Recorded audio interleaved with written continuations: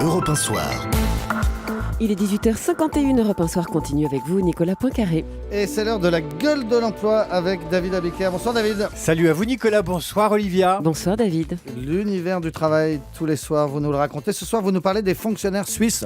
Alors vous savez qu'aujourd'hui la Cour des comptes a pointé le train de vie des fonctionnaires de police et de gendarmerie et qu'on ne sait plus d'ailleurs trop comment chez nous on peut faire des économies sur les deniers publics. Eh bien je vais vous expliquer comment en Suisse l'État a décidé de réduire ses dépenses. Voilà ce qui se passe à Genève plus exactement depuis le début du mois de février. Les fonctionnaires de l'Office des bâtiments, ils ont été priés par leur direction de nettoyer eux-mêmes leur bureau. Est-ce que vous voyez Nicolas en train de c'est nettoyer logique. Moi je nettoie mon bureau. Moi. Oui, mais nettoyer vraiment avec des lingettes, faire la poussière, faire le tri. D'accord, on vérifiera. Donc ils ont été priés de faire ça. Ils ont reçu un mail en 3 points qui les incite à nettoyer eux-mêmes leurs locaux. Premier point, on leur a expliqué que l'État devait faire des économies exactement comme en France, classique. Deuxième point, et là je vous lis un extrait de la Tribune de Genève qui reprend le mail adressé à ses fonctionnaires. La levée des corbeilles attenantes à chaque poste de travail et l'entretien des bureaux sera à la charge des collaborateurs.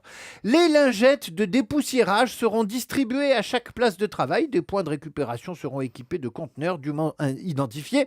Ils seront installés dans les locaux aménagés à cet effet ou dans des espaces communs, voyez-vous ça. Donc on leur fait nettoyer leur bureau, mais quand même pas les parties communes. Alors non, il n'y a pas de corvée de toilettes. Tout ce qui est couloir, WC, cantine, espace commun, bref, tout ce qui n'est pas leur bureau, ça reste nettoyé par des employés spécialisés ou des sociétés de nettoyage.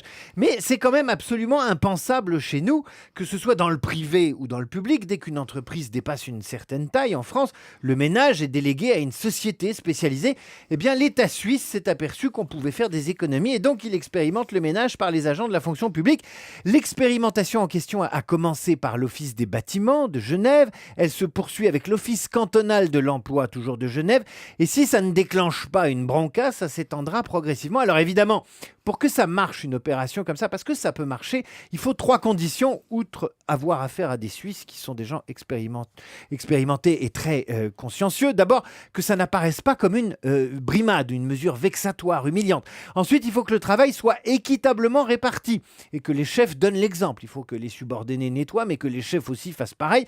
Et puis enfin, que le personnel y trouve un intérêt financier et matériel. Donc vous voyez, Nicolas, il y a 15 jours, vous vous souvenez, on louait les Suisses parce qu'ils supprimaient les parachutes dorés. Je ne suis pas sûr qu'on les imite en ce qui concerne le ménage dans les bureaux. Merci beaucoup David Abiker. Je vais vous fournir des lingettes pour que vous puissiez, un plumeau voilà, aussi. pour que vous puissiez nettoyer notre bureau commun puisqu'on a un bureau commun. Et maintenant Nicolas Canteloup, le meilleur de Nicolas Canteloup qui nous parle du pape naturellement. L'événement du jour, c'est donc ce million de fidèles attendus aujourd'hui.